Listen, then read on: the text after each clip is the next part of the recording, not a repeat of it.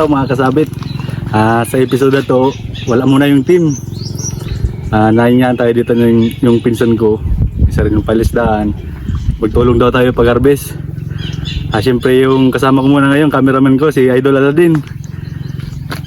Abangan natin yung mga kaganapan mamaya. Mga kasabit, ito meron na pangunang pandaw pa lang to, testing pa lang to. Mamaya mas marami, abangan ninyo. Ayan o. Ayan mga kasabit o. Ang lakas niya o. Oh, dami ang galaw niya. Guys, ipili lang.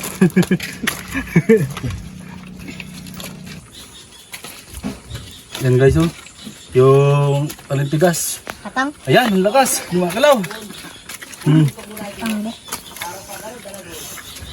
Ayan mga kasabit o. Ginaganyan lang daw yan eh. Tingnan nga natin kung talaga masarap ito. Sanga. Kasarap-sarap yung paghilaw.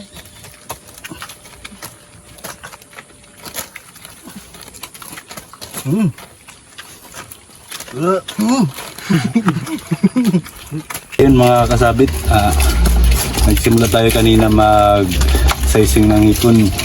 Siguro mga alas 2, mag-alas 5 na, halos 3 oras na tayong nagsasizing ng ipon. Dito, dami pa, hindi pa tayo tapos. Wala pa to sa kalahati.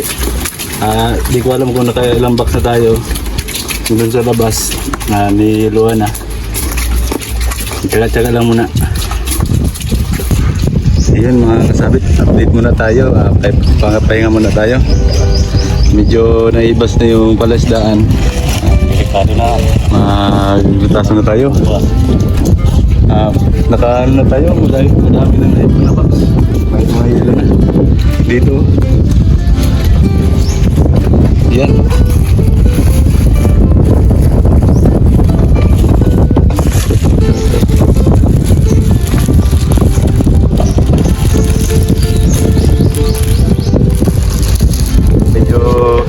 Tinigil muna yung magpapalabas dito sa loob kasi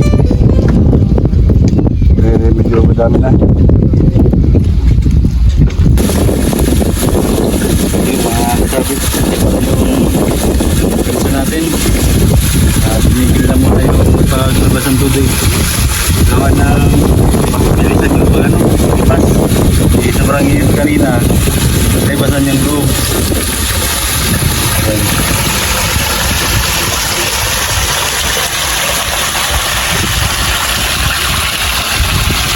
Ayun mga kasabit, medyo gabi na. Okay, magbubukas pa tayo mamaya. Pakita ko sa inyo yung mga gumagapang dito sa tubig. Ayan. Pumunta sa inyo. Medyo yun yung mga hipon na harvestin natin. Hindi masyadong kita pero malalaki yan guys. Yung mga nakita nyo kanina, yung pag-sizing namin.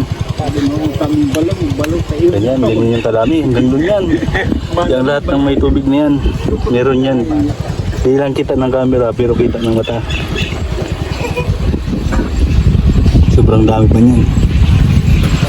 Update lang tayo sa tatanggalin natin itong arang na ito. Yan. Para tuloy-tuloy yung dati ng ipon.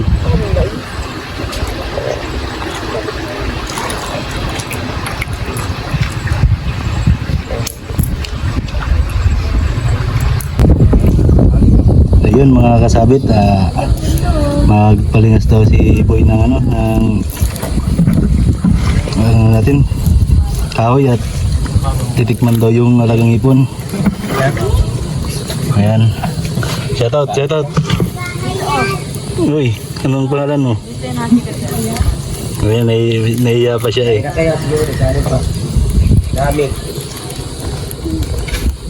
Tigim tayo mamaya ng inyaw na ipon. Mga kasabit, nagyaw pala tayo ng isang piraso. Ayan, medyo ilaw pa to. Yan yung sa 10 tao. 10 kami rito, hati-hatiin na lang namin.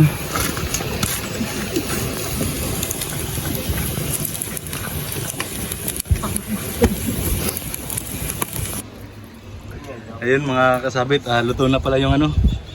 Luto na pala yung hipon. Ayan. Ayan, kakainin na. Ayan, sarap niyan. Kainin mo, David. Init pa daw.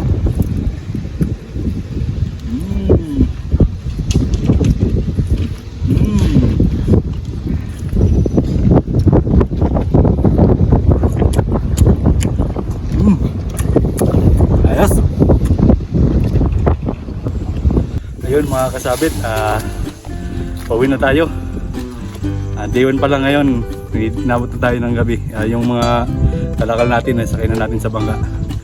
Bukas naman, kita-kits tayo guys.